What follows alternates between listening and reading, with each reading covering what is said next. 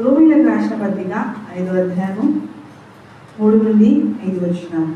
అంతేకాదు శ్రమ ఓర్పును, ఓర్పు పరీక్షను, పరీక్ష నిరీక్షణను కలగజేయనని ఎరిగి శ్రమల యందును అతిశయపడదు. ఎందుకనగా ఈ నిరీక్షణ మనలను సిగ్గుపరచదు. మనకు అనుగ్రహింపబడిన పరిశుద్ధాత్మ ద్వారా దేవుని ప్రేమ మన హృదయములలో కృమ్మరింపబడి ఉన్నది. దేవుడు తన పరిశుద్ధాత్మ. సో ఈరోజు మనకు టాపిక్ వచ్చేసి లైఫ్ ఈజ్ హార్డ్. జీవితం ఎందుకు ఇంత కష్టం ఉంది అనే దానికి ఈరోజు ప్రభు మనతో మాట్లాడుతున్నాడు. హల్లెలూయా. నిజంగా కష్టాలు ఎవరికి లేవండి? ఎవరికైనా లేవా కష్టాలు? కష్టాలంటే నన్నే అడగాలక, నేనే కేరా తెలుసు అని అంటున్నాను. అవునా? చేతులు ఎత్తుతున్నారు. It's okay. మరి కష్టాలు ఉన్నాయి అంటే యు ఆర్ ఆసమ్. పక్క వాళ్ళకి చెప్దామా? You are awesome. దేవుని యొక్క ఉద్దేశంలో ఉన్న బిడ్డలు. హల్లెలూయా. ఇప్పుడైనా కొంచెం నవ్వుదామా? యు ఆర్ ఆసమ్, నువ్వు అద్భుతం అని అంటున్నప్పుడు, నువ్వు ఆశ్చర్యం అన్నప్పుడు, అవునా కష్టపడితే అద్భుతమా అని. కానీ మనం ప్రతిసారి కష్టాన్ని ఎంచుకోవాలి విశ్వాసిగా. క్రైస్తవులు అంటే, క్రిస్టియన్స్ అంటే కష్టం. యేసుక్రీస్తుని నమ్మితే అద్భుతాలు జరుగుతాయి, ఆశ్చర్యాలు జరుగుతాయి, స్వస్థతలు జరుగుతాయి, లక్ కలిసి వస్తుంది కదా, చరిత్రని మార్చగలుగుతాం, ఇవన్నీ ఉన్నాయి. కానీ అవన్నీ రావాలంటే ఏం కావాలా? కష్టాలని కౌగిలించుకోవాలి. కష్టాలని కౌగిలించుకుంటే మరి మన జీవితంలో అద్భుతాలు చూడగలుగుతాం. హల్లెలూయా. మరి ఇక్కడ 3 నుండి 5 వరకు, రోమీయులకు రాసిన పత్రిక 3 నుండి 5 వరకు ఏం చెప్తుందండి? శ్రమ ఓర్పును, ఓర్పు పరీక్షను, పరీక్ష నిరీక్షణను కలగజేయనని ఎరిగి శ్రమ యందు అతిశయపడుదుము. ఏమడాలంట? శ్రమ యందు అతిశయపడు. బాగుందా క్యాప్షన్? అతిశయపడవాడే దేవుడికి ఇష్టడు. సో మరి దేవుని యొక్క మహిమోన్నతమైన కృపను బట్టి కీర్తన 34:18 ఒకసారి చదువుదాం. సంకీర్తనలు 34:18. విరిగిన హృదయం గలవారికి యెహోవా ఆసన్నుడు, నలిగిన మనస్సు గలవారిని ఆయన రక్షించును. Praise Lord. విరిగిన హృదయం గలవారికి యెహోవా ఆసన్నుడు, నలిగిన హృదయం గలవారిని ఆయన రక్షించును. ఖచ్చితంగా విరగొట్టి నెలకొట్టి ఆయన కోసం నిలబెట్టుకున్నాడు. Praise lord. హల్లెలూయా. సో దైవికమైన కృపను బట్టి, దైవికమైన ఆదరణను బట్టి మనల్ని దేవుడు విరగొట్టడానికి మన ఇంట్లో వాళ్ళను, బయట వాళ్ళను, పరిస్థితులను, స్థితిగతులను అన్నిటినీ వాడుకుంటాడు. సో అన్నిటినీ వాడుకుంటున్నప్పుడు మన జీవితంలో అసలు ఏంది? దేవుడు ఉన్నాడా? దేవుడు ఉంటే నాకు ఎందుకు ఇంత కష్టం? దేవుడు ఎందుకు ఇంత మౌనంగా ఉన్నాడు? అసలు ఏంటి ఆయన ఉద్దేశం? మన జీవితాలలో ఎన్ని కష్టాలు ఎందుకు వచ్చినాయంటే you are usable vessel for God. Amen. పక్క వాళ్ళకి చెప్తామా? Thankful to God. చాలా యూజబుల్గా ఉండాలనుకుంటున్నాను. సో నేను దేవుడికి చాలా వాడబడే పాత్రగా ఉండాలనుకుంటున్నాను. ఆమేన్. హల్లెలూయా. వాడబడే పాత్ర అంటే ఏమనుకుంటున్నావు అని చెప్పండి పక్కన. వాడబడే పాత్ర అంటే అసలు ఏమనుకుంటున్నావో తెలుసా అంటే మీరు చెప్పండి. తెలుసులే.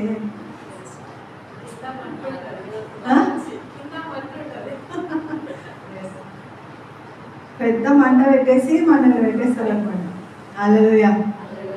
సో దైవికమైన కృపను బట్టి కష్టాలే వాడబడే పాత్రకి. ఐసోలేషన్లోకి వెళ్ళిపోవాలి, శ్రమలలోకి వెళ్ళిపోవాలి, అవమానాల గుండా నడవాలి, ఇరుకులు ఇబ్బందుల గుండా, వ్యసనాల గుండా, దుఃఖాల గుండా, అస్వస్థతల గుండా, whatever it may be, కష్టాలు అనేవి ఏవేవి ఉన్నాయో అవన్నీ వచ్చి మనల్ని గుర్తుపెట్టుకుంటాయి. Praise the Lord. హల్లెలూయా. కానీ ఏమంటారంటే God's way of making us right with himself dependence on faith. ఒకటి, ఈ కష్టాల వల్ల ఏం తెలుసుకుంటా అంటే విశ్వాసాన్ని పెంపాల చేయడం ఇది ఒక మార్గం. దేవుడు ప్రైజ్ లార్డ్, హల్లెలూయా. మరి జీవితం అనేది ఛాలెంజెస్ కదా, యుద్ధాలను ఫేస్ చేయాలి.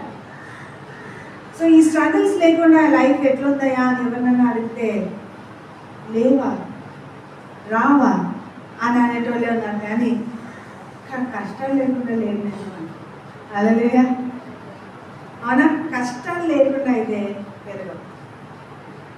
మరి ఈరోజు మరి సవాళ్ళు, భావోద్రేకాలు, వేదనలు, ఇరుకులు, ఇబ్బందులు ఎన్ని ఉన్నాయో అటన్నిటి బట్టి మనిషి హృదయం విరిగిపోతుంది. సో మనిషి యొక్క విరిగి నలిగిన హృదయాన్ని ఆయన అలక్ష్యం చేసేవాడు కాదంట. అలాగే ఆయన నలిగిన వారిని ఆదరించే దేవుడు. ఎవరైనా పగిలిపోయిన దాన్ని పాడేస్తారు.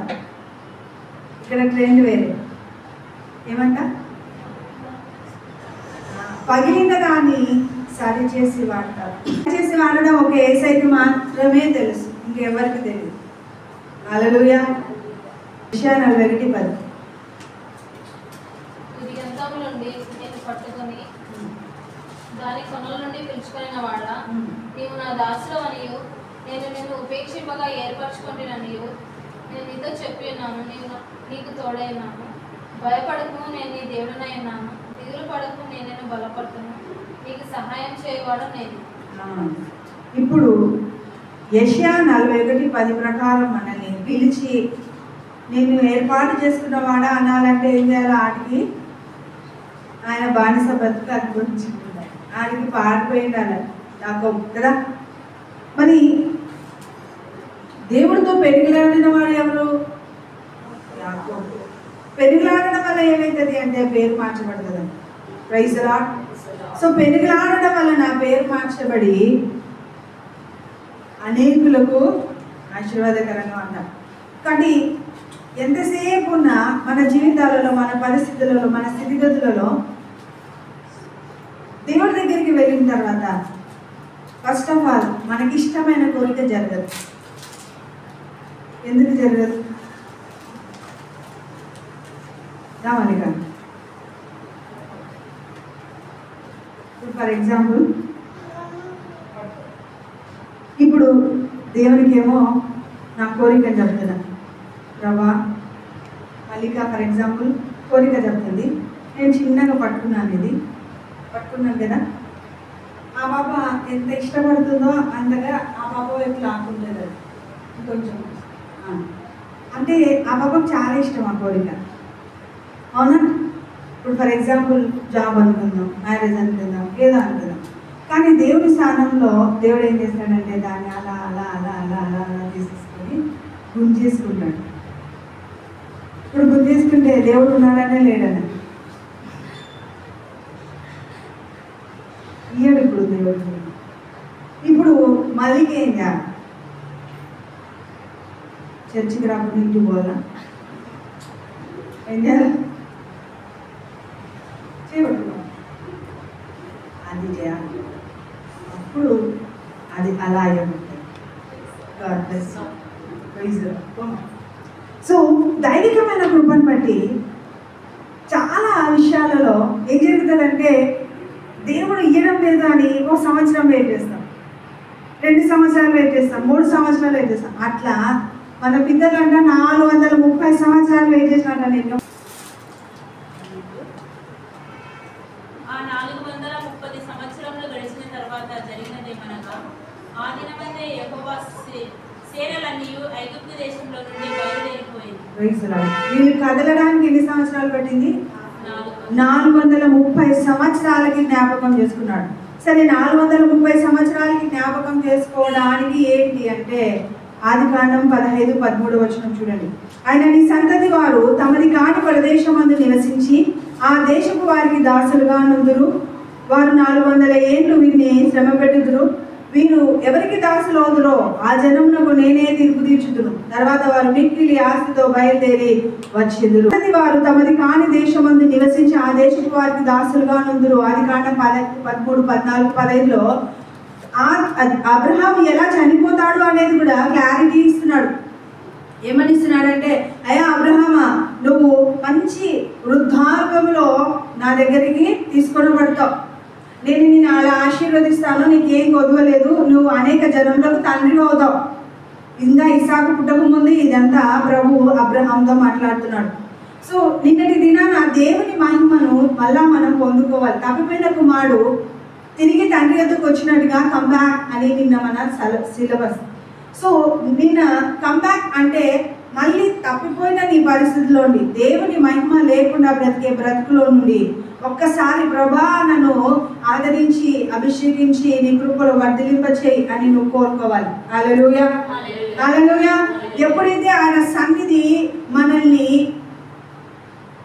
నడిపిస్తుందో అప్పుడు మన శత్రువులు దాంట్లో నిర్వీర్యం అవుతూ వస్తారు. హల్లెలూయా.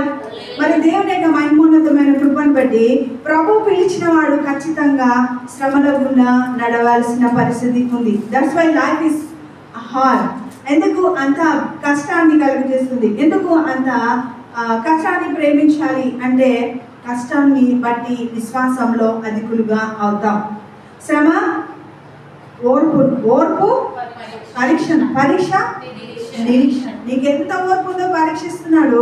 ఆ పరీక్షలో పాస్ అయినందువలన నీ నిరీక్షణ నెరవేర్చబడుతుంది. అదే ఇప్పుడు హ్యాండ్ కర్చీఫ్ని నేను లాగేసుకున్న తర్వాత నీ పొజిషన్ ఏంది? పరమగీతాలలో అంటారు కదా, మరి వాళ్ళు ముళ్ళ కంచెలలో ఏం పుష్పాలు అవి, లిల్లీ పుష్పాలు అని ఏమంటారమ్మా పరమగీతాల భాష? వలి పద్మము వలె పైకి ఎగసి రావాలంట. వలిపద్మాలు ఎలా ఎగుస్తాయి? అవి చెట్టు ఏమో కింద ఉంటుంది, కానీ దాని కొమ్మలు చాలా పొడవుగా, అంటే ముళ్ళ కంచెలను అధిగమించి వేపుగా పెరుగుతాయి. దాని లిల్లీ కొమ్మ దాదాపు ఒక మూర పైకి వచ్చిన తర్వాత లిల్లీ మొగ్గలు కాయడం చూస్తారు. Praise lord. హల్లెలూయా. అంటే స్టార్టింగ్లోనే మొగ్గలు వచ్చేస్తున్నాయి, కానీ అవి ఎలా వికసించాలి అంటే ఆ కొమ్మ పైకి ఎగసిన తర్వాత అవి వికసిస్తూ వస్తాయి. అంటే ఈరోజు ఆ శ్రమలలో నుండి మనం అలా పైకి ఎగసి వలి పద్మము వలె దేవుడికి సువాసనకరంగా బ్రతకాలి, పరిశుద్ధత కలిగి జీవించాలి. వలి పద్మం అంటే లిల్లీ, అది ఏ కలర్లో ఉంటుంది? White colour. అంటే హోలీనెస్ని మనము కాపాడుకోవాలి. తలంపులలో కానీ, మాటలలో కానీ, క్రియలలో కానీ చాలా జాగరూకత కలిగి ఉండగలిగితే ప్రభు యొక్క మహిమను మనము మోయగలుగుతాం. హల్లెలూయా. ఈరోజు మందసం అనేది మన జీవితాలలో ఎక్కడో ఉంది కాదు, నీవే ఇప్పుడు ప్రభు యొక్క దేవాలయముగా ఉండాలని కోరుకుంటున్నాడు. అవునా? లాస్ట్ వీక్ మనం అదే తీసుకున్నాం కదా. మరి దైవికమైన కృపను బట్టి పరిశుద్ధాత్మను గురించిన కార్యాలు చూసినాము. ఆశీర్వాదాలు చెప్పుకుందాం అనుకున్నాను నేను ఈరోజు. కానీ ఆశీర్వాదాల గురించి కాదు, జీవితం చాలా డిఫికల్టీస్ గుండా వెళ్ళగలగాలి, అప్పుడే దేవుని యొక్క విశ్వాసంలో అనేక కార్యాలను చూడగలుగుతా అంటూ ప్రభు మొన్న రాత్రి నాతో మాట్లాడడం జరిగింది. దాన్ని బట్టి దేవా మరి ఎలా మీరు మమ్మల్ని నడిపించాలన్నప్పుడు ఇదే 12వ అధ్యాయం 31వ వచనంలో అంటున్నాడు, వారిని 400 సంవత్సరాల తర్వాత ప్రభు జ్ఞాపకం చేసుకుంటానన్న ప్రవచనం నెరవేర్చబడినట్టుగా మీ జీవితాలలో ఆలస్యం అవుతుంది, కానీ అలక్ష్యము చేయను అని వాగ్దానం చేసిన వాడు నమ్మదైన వాడు అని నన్ను స్తుతించమంటున్నాడు. ఆమేన్. హల్లెలూయా. ఇది ఈరోజు పెంతెకోస్తుల యొక్క సండే, అంటే అభిషేకాన్ని పొందుకున్న పరిశుద్ధాత్మ దేవుడు 110 మందిని మేడగదిలో అభిషేకించిన దినంగా ఉంది. మరి ఈరోజు దినమంతా ప్రభుని స్తుతించే విధంగా ఉండాలంటే మనం ఊచినింపబడాలి, తెప్పరిల్లబడాలి. సో దేవుడు నాకు అసాధ్యాలను సాధ్యపరుస్తాడు, ఆయనకు అసాధ్యమైంది ఏది లేదు, అసంభవమైనవి ఇంకేవి లేవని నువ్వు నమ్మగలగాలి. Praise the lord. సరే, మోషేని పిలుచుకోవాలా అని అనుకున్నాడు. మోషేని పిలవాలి అనేసరికంతా అక్కడ చాలా శ్రమలు, భయంకరమైన శ్రమలు. మరి మోషే ఏ యొక్క గోత్రపు వాడండి? లేవి గోత్రం వాడు. తన లేవి గోత్రంలో నుండి యాజకులు, దేవుడి చేత ఏర్పాటు చేసుకున్న జనాంగము అని అర్థం. మరి ఇప్పుడు ఆ గోత్రకర్తలు లేరు, మనం ఏ వంశం కిందికి వస్తున్నాము? నూతన నిబంధనలో 12 గోత్రాల కర్తలు లేరు, కానీ క్రీస్తు కిందికి వచ్చిన మనమందరం కూడా యాజక వంశావళి కిందికి వస్తున్నాం. హల్లెలూయా. ప్రతి ఒక్కరికి రక్షణ సువార్త బోధించే అధికారాన్ని ఇచ్చినాడు. ప్రతి ఒక్కరిని ఆయనగా లేవీయుడిగా పిలవడానికి, యాజకుడిగా పిలవడానికి కావాల్సిన ఏఫోదు ధరించడానికి కావాల్సిన అర్హత, అక్కర అంతా మనకు అనుగ్రహించినాడు. ఆమేన్. హల్లెలూయా. అందుకే మనకి కష్టాలు తప్పనిచ్చి ఇంకొకటి కాదు. ఎప్పుడైతే నువ్వు రక్షణని పొందుకుంటావో, ఎప్పుడైతే క్రీస్తుని నువ్వు ధరిస్తావో, ఎప్పుడైతే క్రీస్తు మార్గం గుండా నువ్వు వెళ్ళాలనుకుంటావో, ఇక అన్ని డిఫికల్టీసే స్టార్ట్ అవుతాయి. ఫర్ ఎగ్జాంపుల్, మోషే జీవితాన్ని మనం తీసుకుందామండి. ఆయనని తీసుకోవాలా అని అనుకున్న సమయంలో మగ పిల్లలు అయితే చంపేయండి అని అంటే, మరి అక్కడ మంత్రస్థానులు మగ పిల్లల్ని చంపనందువలన వారి వంశావళిని ఆశీర్వదించును, వారిని జ్ఞాపకం చేసుకోలేను అని అంటాడు 2-3 అధ్యాయాలు. సో దైవికమైన కృపను బట్టి ఒక్కొక్కరు ఏం చేస్తున్నారో ఆయన చూచుచున్న దేవుడుగా ఉన్నాడు. వాళ్ళంతా విశ్వాసులు కాదు, మంత్రస్థానులు, కానీ వారి దేవుడికి భయపడి, సో వాళ్ళకి ఆ భయాన్ని కలిగజేసింది కూడా ఎవరండి? దేవుడే. ఆ భయానికి వారు లోబడినందువలన వారి వంశావళిని ఆశీర్వదిస్తే, మరి ఫరో అంటాడు, అయ్యా మరి వీళ్ళని ఇలా ఉండనిస్తే కాదు, నదిలో పాడేసేయండి అని అంటున్నాడు.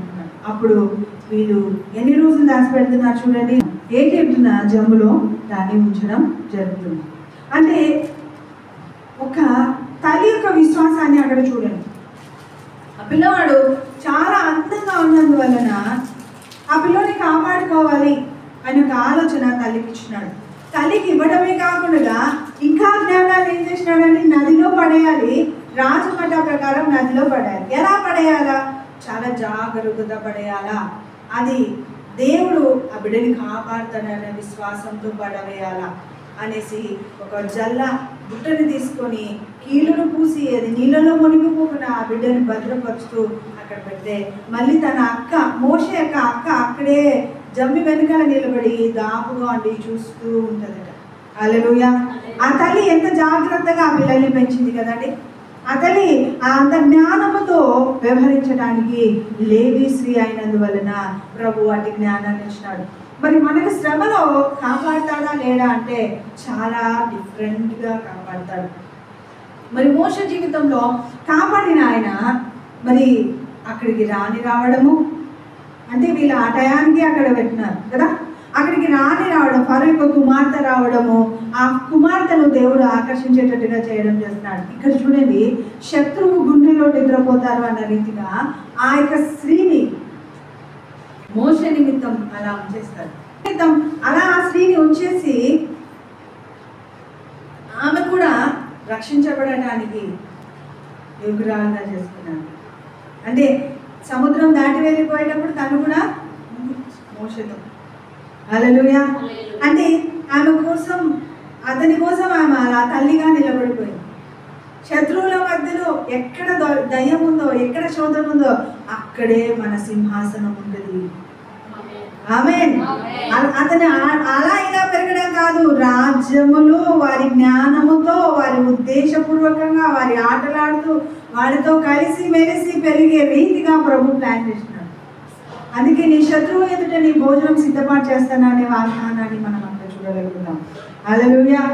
హల్లెలూయా. చూడండి ఎంత గొప్పగా తల్లి ఆలోచించిందంటే, ఆ కుమారునికి ఏమీ కాకుండా దేవుడు కాపాడుతాడు. ఎలా కాపాడుతాడు? ఈ నోస్. కానీ నాకు ఇచ్చిన ఆలోచన బట్టి నేను చేస్తున్నాను, చచ్చిపోయేంత వరకు విశ్వాసాన్ని కోల్పోకూడదండి. Praise the lord. ఎందుకంటే జీవితం కష్టాన్ని ఎంచుకోవాలి. కష్టం ద్వారా మనం నడుస్తున్నప్పుడు దేవుడి యొక్క కృప ఎంత ఆదరిస్తుందో నీకు అర్థం అవ్వడం నేర్పిస్తాడు. హల్లెలూయా. హల్లెలూయా. సో దేవుని యొక్క మహిమోన్నతమైన కృపను బట్టి అక్కడ మోషే వాళ్ళతో పాటు పెరిగిన తర్వాత డైరెక్ట్గా వచ్చి మరి తన యొక్క హెబ్రీల గొడవ పడుతున్నప్పుడు వారికి నేను న్యాయం చేయాలి అని ఆలోచిస్తూ ఒకని చంపి పాతి పెట్టడం జరుగుతుంది. కానీ అదే హెబ్రీడు దేవుని ప్రణాళిక తెలియక ఏమంటున్నాడు, నేను ఒకరిని చంపి పాడేసినట్టు నన్ను పాడేయాలనుకుంటున్నావా, నన్ను కూడా చంపేయాలనుకుంటున్నావా అని అనేసరికి ఆయన పారిపోతున్నాడు. అవునా? సో అక్కడ కేవలం అధికారంతో నిలబడడానికి మాత్రమే, పెరగడానికి మాత్రమే వాడుకున్నాడు దేవుడు. ఎన్ని రోజులు? ఆయనకి జ్ఞానం వచ్చేంత వరకు. అయితే ఇక్కడ మిరియాము ఒక రాణి ఆ కుమార్ని తీసుకోగానే, వారి యొక్క కుమార్తె ఆ పసిబిడ్డను తీసుకోగానే దయ పుట్టించినాడు అని ఉంటుంది అక్కడ వచ్చిన. చూడండి, తెరచి ఆ పిల్లవాడిని చూచినప్పుడు ఆ పిల్లవాడు ఏడ్చుచుండగా చూచి వాని యందు కనికరించి, వీడు హెబ్రీల పిల్లలలో ఒకడైంది. ఆమె ఐడెంటిఫై చేస్తుంది హెబ్రీడు వీడు అని. సో ఎందుకు హెబ్రీడు అని అంటుంది అంటే చాలా అందంగా ముద్దుగా ఉన్నాడు. ఇజ్రాయేలీలు ఎలా ఉంటారంట? తెల్లగా, అందంగా, ముద్దుగా, బొద్దుగా, ఆకర్షణీయంగా ఉంటారంట. కాబట్టి అలాంటి అద్భుతమైన ఆ బిడ్డ యొక్క ఏర్పు ఈమెకు దయ కలిగేటట్టుగా చేస్తుంది. మామూలుగా ఎవరైనా పిల్లలు ఏడుస్తుంటే చిరాకు వస్తుంది కదా కొంతమందికి, కానీ ఈమె రాణి అయింది కూడా దయ కలిగేటట్టుగా సమకూర్చిన దేవుడు వెంటనే ఇప్పుడు పోతే నన్ను చంపేస్తారేమో అని భయం లేకుండా ఒక వీరనారిలాగా పసిబిడ్డ అయిన మిరియాము ఈ పిల్లవాడిని పెంచడానికి ఒక పాలిచ్చే దారింది కదా అని అంటుంది. అంటే ఎంత ప్లాన్గా వాళ్ళని నడిపిస్తున్నాడు, ఎంత జ్ఞానంగా. కాబట్టి ఈరోజు మన జీవితంలో మన ద్వారా కుటుంబాలను నడిపించాలనుకుంటున్నాడు దేవుడు. ఆమేన్. నువ్వు ఈ వాక్యం వింటున్నావు అంటే యు ఆర్ సంథింగ్ స్పెషల్. చూడండి, మోషే ఉన్నాడు, అహరోను ఉన్నాడు, మిరియాము. వీళ్ళలో ముగ్గురు ఈక్వల్ స్టేజ్లో దేవుడి పని చేయడానికి సిద్ధపడితే ఎవరిని ఎక్కువగా ప్రేమించగలిగినాడు? ఎందుకని? పుట్టినప్పటి నుండి కష్టాలు పడుతుంది ఆమె. నాకు కష్టమైన పట్ల ఎక్కువ వాడబడాలనుకుంటున్నాను దేవుని అన్న. పెన్న మీద ఉన్నప్పుడు చాలా వేడి అనిపించింది, నాకు వద్దు దేవా అనుకున్నా. కానీ మిరియాం కంటే, అహరోన్ కంటే మోషేలాగా వాడబడాలంటే రాణి ప్రభా కష్టాలను ఆమె ఎక్కువగా ఎక్స్పెక్ట్ చేయాలంటది. భూతలోకం అంతా ఎత్తైనవే కానీ పాతాళ లోకం అంతా లోతైనవే కానీ నన్ను అడుగు, నేను నీకు సూచనగా చూపిస్తాను. అడిగేటోడు ఉన్నాడు దేవుడికి, ఆకాశం వాకి ఇస్తాడట. మోషే నిమిత్తం ఇవ్వబడిందట. మళ్ళీ ఇంతవరకు ఎవడు అంత తెగించి ఆకాశపు వాకిని విప్రభా అనగలిగేంత విశ్వాసి దేవుడికి కనపడలేదంట చరిత్ర. మరి అందులో నువ్వు నేను ఉన్నామా? ఆమేన్. హల్లెలూయా. ఎస్, దేవుడు నీ జీవితంలో అద్భుతాలు చేయాలి అని నువ్వు ఆశించేదానికంటే దేవుడి హృదయాన్ని నువ్వు గెలవాలి. ఆమేన్. ఎందుకంటే మొదట నా నీతిని, నా రాజ్యాన్ని వెతకండి అని అన్నాడు. మొదట ఉద్యోగాన్ని వెతకండి, మొదట పిల్లల్ని వెతకండి, మొదట పెళ్లి వెతకండి, అవన్నీ అనలేదు కదా. కానీ ఆయన నీతిని, ఆయన రాజ్యాన్ని వెతకాలి అంటే ఆయన మనస్సును గెలవాలి. Praise the Lord. మనస్సును గెలిచిన తర్వాత కొండ మీద కోతినైనా తెచ్చి ఇవ్వగలుగుతారు లోకస్తులు. మరి నీకు దేవుడే నీ మనస్సును గెలుచుకున్నావు కాబట్టి, నా మనస్సును గెలుచుకున్నావు కాబట్టి నువ్వు నేనుగా ఈ లోకంలో బ్రతకాలి అని అనుకుంటున్నా ఆయన కొదువ చేస్తాడా? అబ్రహాముకు కొదువ చేసినాడా? పోనీ ఇసాకుకు కొదువ చేసినాడా? యాకోబుకు కొదువ చేసినాడా? సో ఇలా పితరులందరినీ లెక్కలకు తీసుకొస్తే మోషేకి ఏమన్నా కొదువ చేసినాడా అంటే శత్రువుల గుండెలలో నిద్రపోవడానికి శత్రువుల మధ్యలో పెంచినాడు. ఆమేన్. హల్లెలూయా. హల్లెలూయా. సో మోషేని మళ్ళీ ఎప్పుడు తీసుకొచ్చినా అంటే నువ్వు ఫరో దగ్గరికి పోయి నిలబడాలి అంటాడు. అయ్యా నాకు నోటి మాంద్యం ఉంది, నా వల్ల కాదు అంటే నువ్వు అలా అనొద్దు. నోరును కలగజేసిన వాడు ఎవరు అని అంటాడు. అయినా మోషే వద్దనుకున్న స్థలానికి మళ్ళీ నేను పోనాన్ని దీవించుకొని ఉంచుకున్నాను. హల్లెలూయా. ఆయన బలంగా నిర్ణయం తీసుకుంటున్నాడు. బాధేవా, నేను పోను, ఎవరినైనా పంపించుకో నువ్వు అని. కానీ నేను కాపాడింది ఎందుకయ్యా? అవునా? శత్రువుల పోషణ పెట్టింది ఎందుకయ్యా నీకు? ఎందుకు నిన్ను ప్రత్యేకపరుచుకున్నాను తెలుసా? ఎందుకు తిట్ల మధ్యలో నిన్ను పెంచినానో తెలుసా? ఎందుకు నేను తండ్రుల మధ్యలో పెంచినానో తెలుసా? ఎందుకు నేను హేయభావంతో నడిపించడానికి ప్రయాసపడ్డానో తెలుసా? ఎక్కడ తృణీకరించబడ్డావో అక్కడే మూలకు తలరాయిగా ఉండడానికి. ఆమేన్. హల్లెలూయా, హల్లెలూయా. So you are special in sight of God. మన జీవితాల్లో మన పరిస్థితులలో దేవుడు దేవుడు దేవుడు అని అంటున్నాం, కానీ ఒక్కసారి నువ్వు యేసు నామములో ప్రార్థిస్తేనే జరిగిపోవాలి. అంత విశ్వాసాన్ని నువ్వు అలవర్చుకోవాలి. కాబట్టి ఆ విశ్వాస పరిమాణం నీకు పెరగాలి అంటే ఖచ్చితంగా ఆ శ్రమలో, ఇరుకులో, ఇబ్బందులు కూడా మనం నడవాలి. లేకపోతే చాలా డిఫికల్ట్. ఇక్కడ మోషేని అలా నలగొట్టిన ఆయన పారిపోయిన తర్వాత ఏం చేసినాడని వెంటనే ఈత్రో దగ్గరికి పంపించినాడు. అవునా? అక్కడ గొర్రెలు కాయడానికి. గొర్రెలు ఎందుకు? ఇక్కడేమో రాజుల చదువులు చదివేసినాడు, రాజుల ఆటలు ఆడినాడు, అన్ని నైపుణ్యం కలిగి, యుద్ధ నైపుణ్యం కలిగి. వీరు ఎంతమంది చేసినారు ఇక్కడ? మోషే జీవితంలో రాజరికపు అర్హతలు, యోగ్యతలు, వాటన్నింటిలో ఉంటున్న నెమ్మది ఉందా లేదా అవన్నీ తెలుసుకోవడానికి ఆ యొక్క వాతావరణంలో అతన్ని పెంచితే, తర్వాత చేయబోయే ఉద్యోగానికి గొర్రెలను కాయడానికి అప్పగించేసినాడు. ఇప్పుడు గొర్రెలకు మాటలు రావు. అర్థమవుతుందా? సో ఇప్పుడేమో గొర్రెలకి మాటలు రావు. కానీ గొర్రెల దగ్గర ఉండే ఒక మంచి విధేయత ఏంటంటే గొర్రెల కాపరిని అనుసరిస్తారు, కానీ మనుషులు అనుసరించరు.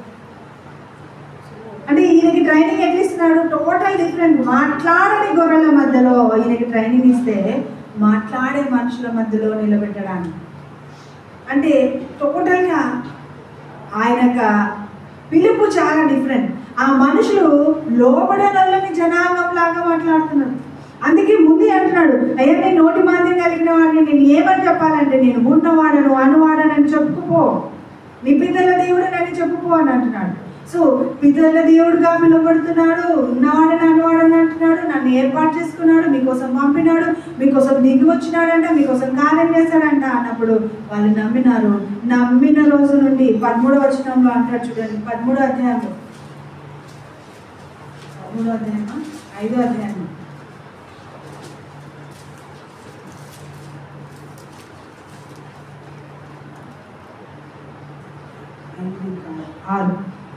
నేను చేయబోచున్న దానిని నీవు నిశ్చయంగా చూచుదు, బలమైన హస్తము చేత అతడు వారిని పోనిచును, బలమైన హస్తము చేతని అతడు తన దేశం నుండి వారిని తోలివేయనని మోషేతో అనెను. ఇక్కడ 4వ అధ్యాయంలో ఎందుకు ప్రభా నేను పోతే వాళ్ళకి ఇంకా కష్టాలు పెరిగినాయని అని అడుగుతాడు. 5:22 మోషే యెహోవా యొద్దకు తిరిగి వెళ్ళి, ప్రభువా నీవేళ ఈ ప్రజలకు కీడు చేసితివి, నన్నేల పంపితివి, నేను నీ పేరిట మాట్లాడుటకు ఫరో యొద్దకు వచ్చినప్పటి నుండి అతడు ఈ జనులకు కీడే చేయుచున్నాడు, ఈ జనులను నీవు విడిపింపలేదని. చూడు నేను వస్తే కీడే జరుగుతుంది కానీ ఇంకా మేము కనబడిస్తలేదు అని అంటున్నాడు. నువ్వేమో పొమ్మన్నావు, అందుకే నేను వచ్చినాను. కానీ ఈరోజు ఏం జరుగుతుంది వాళ్ళ జీవితంలో? ఇంకా దుఃఖం పెరిగిపోతుంది. అంటే ఈరోజు మీ జీవితంలో కష్టం పెరిగిపోతుంది అంటే విడుదల కోసమే. ఒకసారి పక్క వాళ్ళకి చెప్దామా, నాకు కూడా కష్టాలు ఎక్కువనే అనిపించినాయి, విడుదల తొందరనే ఉన్నట్టున్నాయి. విడుదల సమీపించెను, నీకు వెలుగు ఉదయించెను, చెమ్మగిలు కళ్ళలోన కన్నీరెంతకాలం, కష్టాలలోనే సాగదు పయనం, విడుదల సమీపించెను, నీకు వెలుగు ఉదయించెను, విడుదల సమీపించెను, నీకు వెలుగు ఉదయించెను. ఆ పాట నాకు వెలుగు ఉదయించెను, నాకు విడుదల సమీపించెను అని పాడుకుంటాను. పాటలు పాడేటప్పుడు చిన్నపిల్లలు అయిపోవాలి. దేవుడి దగ్గర దర్శనాలు వస్తాయంటే అన్ని దర్శనాలు వస్తాయి.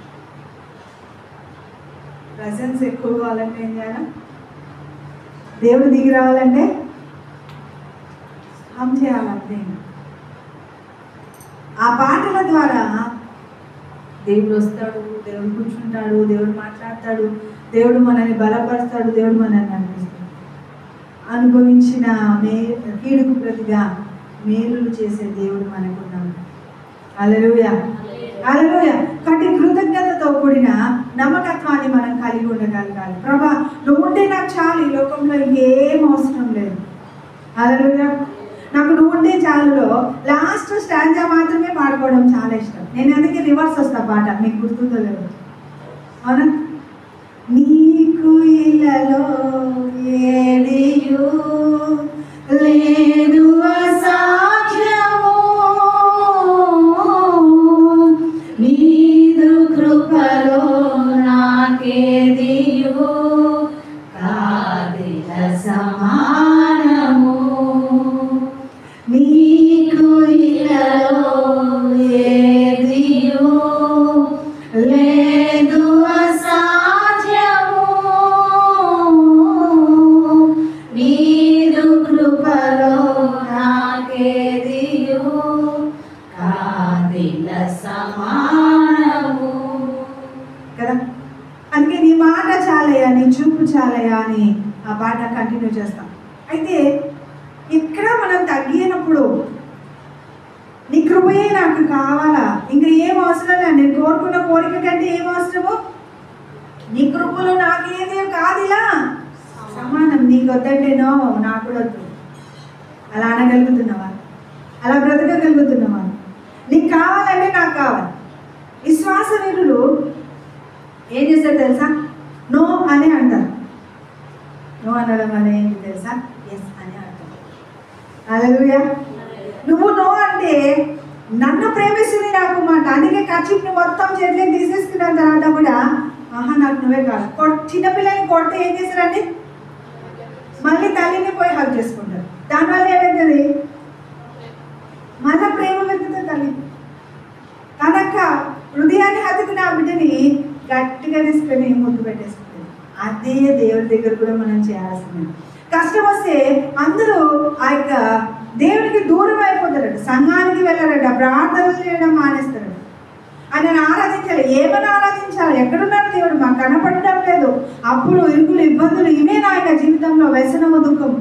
కానీ కొంతమంది జీవితం ఎట్లుంటుంది తెలుసా అండి? చాలా అద్భుతంగా ఉంటుంది. తల్లిదండ్రులను బట్టి అన్ని అవకాశాలు వస్తాయి, కానీ వాళ్ళు పెరిగిన తర్వాత కష్టాలు ఉండవా? ఎందుకు అంటే దేవుడు వాళ్ళని కూడా అద్భుతంగా మార్చాలి. ఎక్కడో ఒక చోట కష్టాలు ఉంటూనే ఉంటాయి. హల్లెలూయా. మరి దేవుని కృపను బట్టి నా జీవితంలో కూడా అడిగినదంతా ఇచ్చిన దేవుడుగా ఉన్నాడండి. మంచి తల్లిదండ్రులను ఇచ్చినాడు, చాలా జాగ్రత్తగా పెంచినాడు. కానీ ఈరోజు ఎవరైనా ఒకరు వచ్చి సలహా అడిగితే ప్రతి దానికి జవాబు ఉందని కష్టాలు ఇచ్చేసినాడు. నిన్న కష్టాలు ఎక్కడ? అక్కడంటే బిర్యానీ తినలేదని అంటే ఎక్కడ పోయినా బిర్యానీ. హల్లెలూయా. ఎక్కడ పోయినా సేవకులుగా పిలువబడిన వారికి బల్ల పోషణం అన్నట్టుగా ఎక్కడ పోయినా ఏ కొనుగోలేని ఆశీర్వాదాలతో పోషిస్తున్నాడు. ఇది లేదు అనకుండా సంపూర్ణ సమృద్ధి కలిగి దేవుడు నడిపిస్తున్నాడు. కానీ అబ్రహామా, ఇస్సాకునిచ్చేస్తావా? ఏ ప్రభా, లేకేస్తే నువ్వు మళ్ళా జరుగుతావా అన్నాడా? నీకు ఇళ్ళలో ఏదియు లేదు అసాధ్యము అంటే చచ్చిపోయిన వాళ్ళ బూడిదలో నుండి కూడా నా కుమారుని నాకు ఇవ్వగలడనే నమ్మకంతో అబ్రహాం వెళ్తున్నాడు. కానీ ఈరోజు మన జీవితాల్లో, మన పరిస్థితుల్లో దేవుని నమ్మనందువలన మన జీవితాలు ఆలస్యం జరుగుతాయి. అబ్రహాము జీవితంలో ఆలస్యం, ఇస్సాకు లేక పుట్టడానికి కారణం అబ్రహామే. ఈరోజు మీ జీవితంలో ఏదైనా లేట్గా జరగడానికి కారణం మనమే. కాబట్టి ఎందుకు అంటే కష్టంలో ఉన్నప్పుడు దేవునికి దూరం అయిపోవాలని చూస్తాం. కాబట్టి ఆ దూరం అయిపోవాలనుకుంటున్న ఆ సమయంలో ఇంకా మనం ఏం చేయాలి? అబ్రహమా, నువ్వు నీ ఇంటి వారిని, తండ్రి ఇంటి వారిని, నీ రక్త సంబంధాలను వదిలిపెట్టి రాయి అంటే ఎట్లా వస్తుందేవో అట్లా నీకు మనసు లేదనేసి వాళ్ళ ఆయనని, వాళ్ళ తమ్ముని, అవునా, వాళ్ళ వాళ్ళ బంధువులందరినీ ఎంటేసుకొని వస్తున్నాడు. బయటికి రానప్పుడు ఎవరితో రావాలి? భార్యతో రావాలంతే. కానీ వీళ్ళందరితో వచ్చినందువలన బాధ్యతలు. అందుకే నన్ను వెంబడించేవాడు తను తాను ఉపేక్షించుకొని నన్ను వెంబడించాలి అని అంటున్నాడు. హల్లెలూయా. మరి తను తాను ఉపేక్షించుకొని దేవుని వెంబడించాలి అనేది చాలా కష్టం. అయితే ఇక్కడ అబ్రహాము దగ్గర ఇస్సాకుని అడిగితే, నీ దగ్గర ఇస్సాకు లేడు ఇప్పుడు, కానీ నీ దగ్గర ఏముందండి? నీ కోరిక, బలమైన కోరిక ఏదుందో దాన్ని ఇచ్చేస్తావా అంటే, నీకంటే గొప్పది నాకేం అవసరం లేదు, నీకు ఇచ్చేస్తాను. అబ్రహాముకు ఇస్సాకు తీసుకొని ఇచ్చినాడా? తిరిగి ఇవ్వలేదు. ఇస్సాకును అస్సలు బలి కూడా ఇవ్వనివ్వలేదు. కత్తి ఎత్తగానే ఆగు, నీ విశ్వాసాన్ని పరీక్షించినానని. ఇదిగో గొర్రెపిల్ల. ఆమేన్. నాకు కూడా దేవుడు నా ఆశీర్వాదాన్ని ఇవ్వాలనే ఆశ ఉందంట. నేను అడిగింది నెరవేర్చబడింది తెలుసా ఆయన చిత్తంలో. ఆమేన్. ఆమేన్. ఆయన ఉద్దేశంలో ఇస్సాకును తిరిగి ఇస్తాను, ఇస్సాకుతోనే అబ్రహాము కిందికి వెళ్తాడు. కానీ అబ్రహాము నిర్ణయం మీద ఆధారపడి ఏంటి తెలుసా, అబ్రహాము నమ్మకస్తుడా కాదా అని తెలుసుకోవాలని మాత్రమే ఉంది. అవాదాముల విషయంలో కూడా అంతే. ఈ జ్ఞాన వృక్ష ఫలములను, జీవవృక్ష ఫలములను తప్ప అన్ని తినొచ్చానని విశ్వాస పరీక్ష పెట్టినాడట. ఎందుకు పెట్టినాడు దేవుడు? ఏం అవసరము, ఆయనకు పెట్టకుండా ఉంటే పని లేదా అని మనం రకరకాలుగా ఆలోచిస్తాం. కానీ అలా కాదండి. ఆయన చెప్పిన మాట మీద మనం నిలబడతామా లేదా అనేది ఇంపార్టెంట్.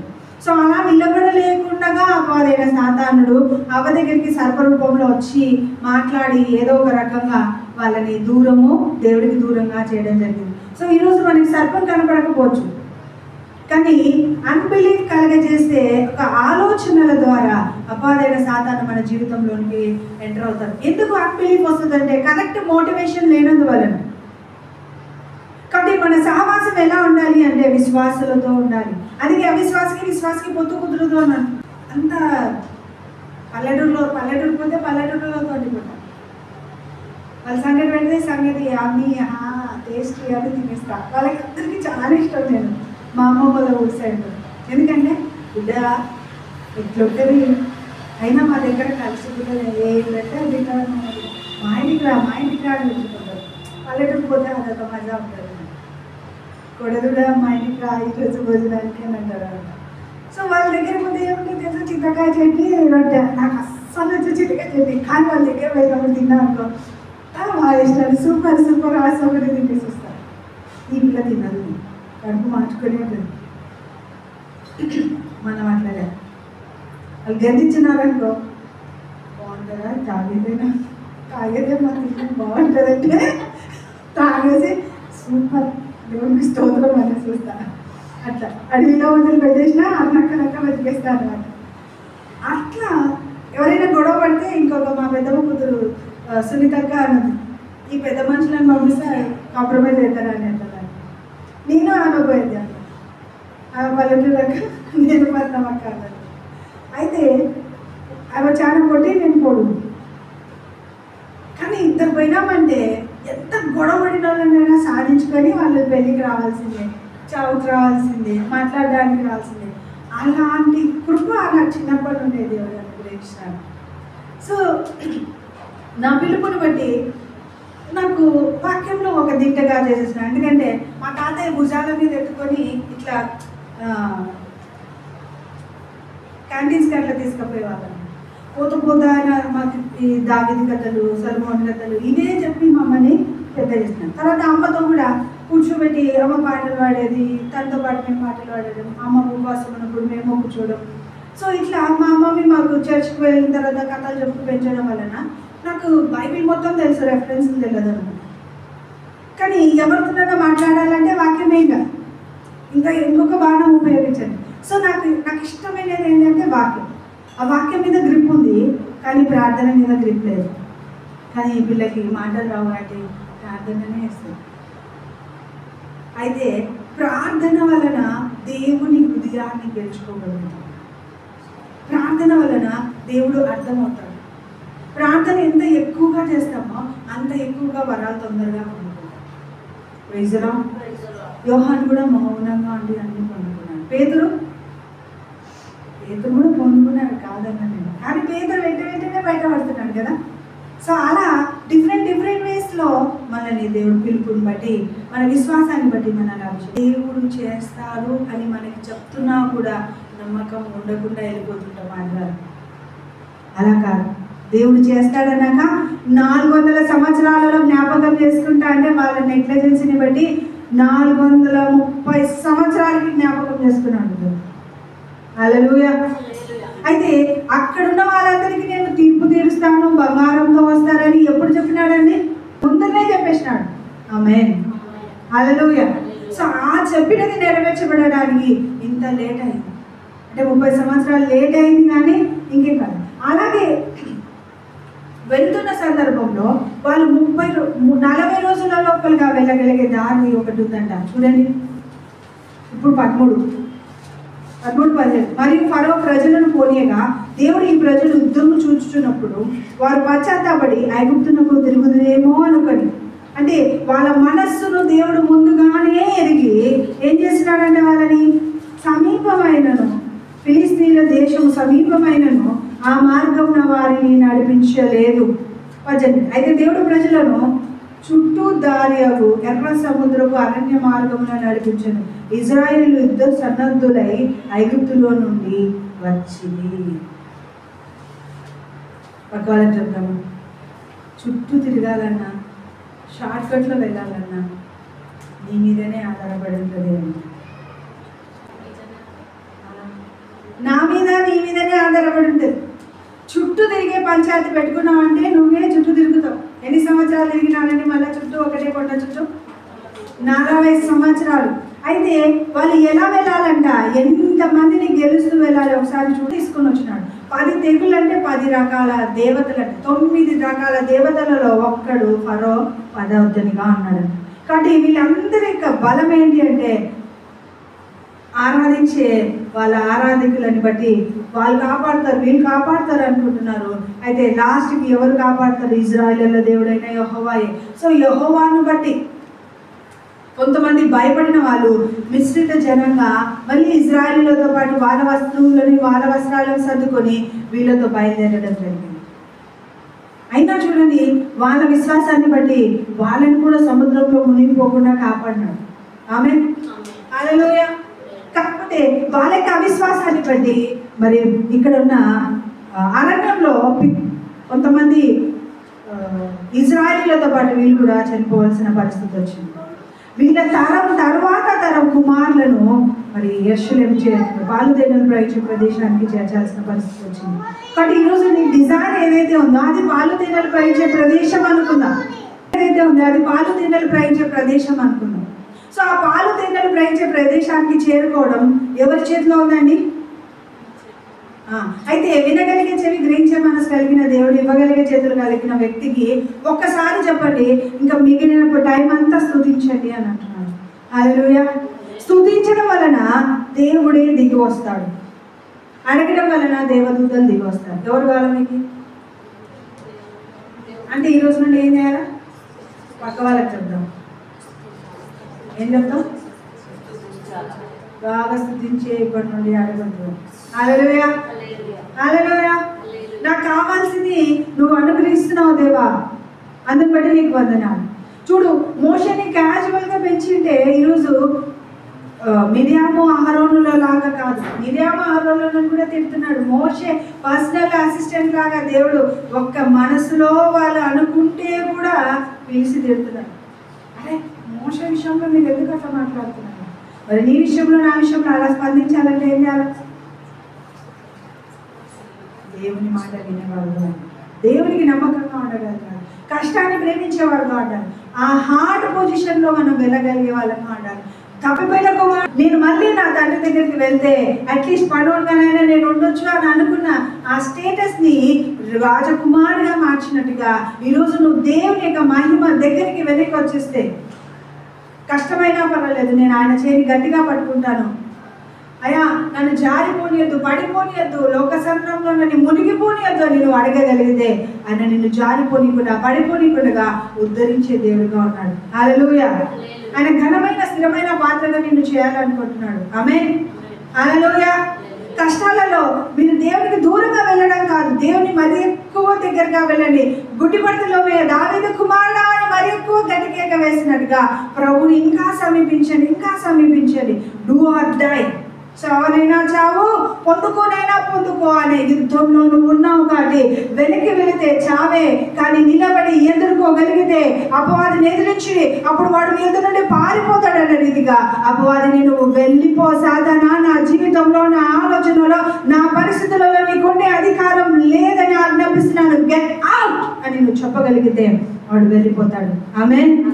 ఈ రోజు నుండి నేను చెప్పాలనుకుంటున్నాను అక్క అని అనగలిగితే ఖచ్చితంగా దేవుడు మన జీవితాలలో మన ఎదుర్కొనే పోరాటంలో దేవుడి యొక్క ఉద్దేశం ఉంది. కాబట్టి ఆ ఉద్దేశం నెరవేర్చబడుతుంది. అలాగే సమస్యలలో మన పరీక్ష వలన మనం ఆయనకి దగ్గరగా ఉన్నామని మనం తెలుసుకునే రీతిగా ఉంటుంది. కీర్తన 34:18 ప్రకారం బైబిల్లో కష్టతరమైన జీవితం ఎవరిది అంటే మోషేదే అని.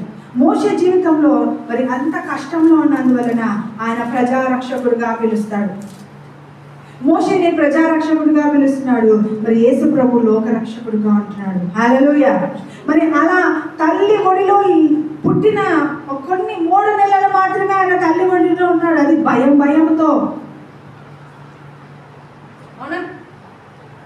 సో భయంతో ఆయన పెరుగుతున్నాడు. కానీ తర్వాత అన్నిల మధ్యలోకి ఇవ్వడం జరిగింది.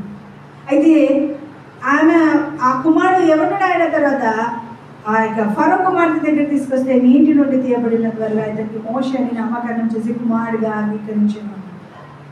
హల్లెలూయా. హల్లెలూయా. చూడండి, తల్లికి ఎంత కష్టం వచ్చింది, కుమారునికి ఎంత కష్టం వచ్చింది. ఆమె తల్లి అని కుమారునికి అర్థమైనా కూడా ఇంకొకరిని అమ్మ అనాలి. ఆమేన్. ఎందుకంటే ఈయన బ్రతికున్నందువలన. అందుకే ఇప్పుడు మనకు కూడా ఆధ్యాత్మికంగా ఆత్మీయ సహోదరులను ఇస్తాడు, ఆత్మీయ తల్లులను ఇస్తాడు, ఆత్మీయంగా తండ్రులను ఇస్తాడు. Praise the Lord. హల్లెలూయా. మరి దైవికమైన కృపను బట్టి, దైవికమైన ఆదరణను బట్టి మనం నడిపించబడుతున్న దాంట్లో మోషే కంటే ఎక్కువగా కష్టాలు పడడం లేదు, యేసు ప్రభు కంటే ఎక్కువగా కష్టాలు మనకు లేవు. Praise the Lord. మరి ఈ ఆధ్యాత్మిక లోకంలో చాలా కఠినమైన హృదయం కలిగిన వ్యక్తి ఎవరండి?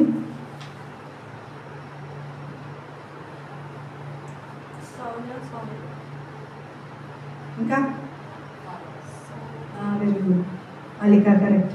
సో దేవుని యొక్క మహిమోన్నతమైన కృపను బట్టి మరి కఠినుడు ఎవరు అంటే ఆయన చాలా శిక్షకు పాత్రుడు. ఆయన అయితే అతన్ని కఠినపరిచింది ఎవరండి? అతనికి నేను భయం కలిగజేస్తాను, మళ్ళీ అతని హృదయాన్ని నేను కఠినంపు చేస్తాను. మరో మోషే అని ఎన్నిసార్లు తెగులు పంపిస్తారో అన్నిసార్లు చెప్తున్నాను. అంటే ఈరోజు మనం కఠినంగా లేవు, దేవుని ప్రేమించే విధంగా ఉన్నాం. అంటే ఈరోజు దేవుడు నిన్ను ఫరో కంటే ఎక్కువగా చెప్దామా, ఫరో కంటే ఎక్కువగా నిన్ను ఆకర్షిస్తున్నాడు. ఎంత ప్రీషియస్ అంటే మనల్ని దేవుడు ఎంత ప్రత్యేకంగా ఉంచినాడు. అందుకే మంచి తల్లిదండ్రులను ఇచ్చినాడు. అందుకే మంచి అన్నదమ్ములను, అక్క చెల్లెలను, బంధువులను, ఫ్రెండ్స్ని, స్కూళ్ళలో ఉంటే టీచర్స్ని కదా. Praise the Lord. Hallelujah. That is my God. అందుకే దేవుడు అంటే నాకు చాలా నేను ఇష్టపడ్డానని కాదు, ఆయన నన్ను ఇష్టపడినందుకే ఇష్టం. ఆయన నన్ను ఇష్టపడ్డాననేది ఎందుకు తెలుసా? ఒక విశ్వాసుల కుటుంబంలో నన్ను ఉంచినందుకు. Praise the lord. ఒక అమ్మాయి అంటది, అక్క మా ఇంట్లో మేమే ఆరంభం అక్క, అందుకే మా ఇంట్లో వాళ్ళు చాలా అభిషేకించబడాలి, చాలా విషయాలలో మేము ప్రార్థన చేస్తున్నాం అన్నాను. నిజంగా అది అద్భుతం కదా. కానీ నా ఇంట్లో ఆల్రెడీ అభిషేకించబడిన వారు జారిపోయినందువలన, పడిపోయినందువలన నన్ను లేవనెత్తుకున్నాను. ఆమేన్, ఆమేన్. సో నేనే మా ఇంట్లో పైనియర్, అది గర్వంగా చెప్పగలను. 9 కృపావరాల చేత నడవబడుతుంది. మా చెల్లి, నేను ఆడపిల్లలే వీళ్ళు అని వ్యంగ్యంగా మాట్లాడించుకుంటే కూడా మేమే ఫస్ట్ మాట్లాడతాం. Praise the Lord. మమ్మల్ని బట్టి ఇప్పుడు అందరికీ అభిషేకం అంటే వాల్యూ. ఎందుకంటే క్రీస్తు సాక్షులుగా మా తాతయ్య వాళ్ళు చేస్తున్న సేవలో ఉన్నారు. క్రీస్తు సాక్షులు అంటే ఏంటండి? కీబోర్డ్ ప్లే చేయకూడదు, కచేరీకి కావాల్సిన ఆరాధన సామాన్ వాళ్ళు వాయించరు. అలాగే శ్రీ పుల్పిట్ దగ్గర ఉండకూడదు, పుల్పిట్ కింద ఉండదు. పాటలు పాడవచ్చు, శ్రీ పరిచయం చేయొచ్చు. కానీ ఈరోజు ఏ స్థితిలో పెట్టినారండి? అవునా? నన్ను విమర్శించే స్థితిలో ఉన్నాడు. కానీ నేను హత్తుకుంటున్నాను, నన్ను విమర్శించేసిన దాన్ని బట్టి దేవునికి కృతజ్ఞతలు చెల్లిస్తున్నాను. హల్లెలూయా, హల్లెలూయా. So that is our God, that is our faithful father. ఆయన చేయి పట్టుకోవడానికి దేవా దిగో నా చేయి అని అంటే నువ్వు పట్టుకోకుండా ఆయన పట్టుకుంటాడు. ఒకటి దేవుని కృపను బట్టి దేవుడు మహిమ పొందాలి మన ద్వారా. Praise the lord. 18:32 చూడండి. కీర్తనలు 18:32 చదివి ముగించుకున్నాం.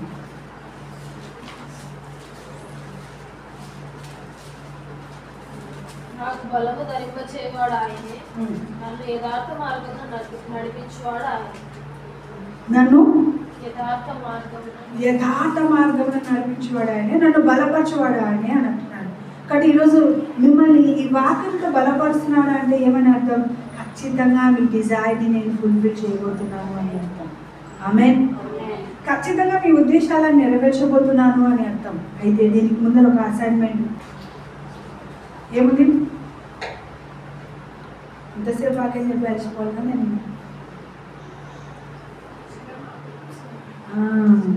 శ్రమలో పారిపోకుండా కాలుకోగలగాలి. ఆమేన్. హల్లెలూయా. మరి దైవికమైన కృపలో, దైవికమైన ప్రేమను బట్టి, దైవిక ఆనందాన్ని బట్టి ఎదగో. నీ డిజైన్ని నెరవేర్చడానికి ముందర నువ్వు ఆయన డిజైన్ని ఫుల్ఫిల్ చేయగలగాలి. ఆయన నిన్ను నమ్మగలగాలి. ఆయన సమస్తమును చేయగల దేవుడుగా ఉన్నాడు. కానీ నువ్వు అనుకూలిస్తున్నావా లేదా అనేది ఇంపార్టెంట్. అబ్రహాం అనుకూలించడానికి టైం పట్టింది. అందుకే ఇస్సాకు లేటుగా పుట్టాల్సిన పరిస్థితి వచ్చింది. అయితే నీ జీవితంలో లేట్ కాకూడదంటే ఏం చేయాలి? ఇప్పుడు వెంటనే లోపడాలి. విధేయతకు మించిన అద్భుతం ఇంకొకటి లేదు. కాబట్టి వెంటనే నువ్వు లోపడగలిగితే వెంటనే ఆయన నిన్ను దీవించడానికి ఇష్టపడతాడు. ఆమేన్. హల్లెలూయా. సమస్తమును చేయగల దేవునికి నన్ను నేను సమర్పించుకున్నానంటే అందరం కళ్ళు మూసుకుందాం 2 నిమిషాలు.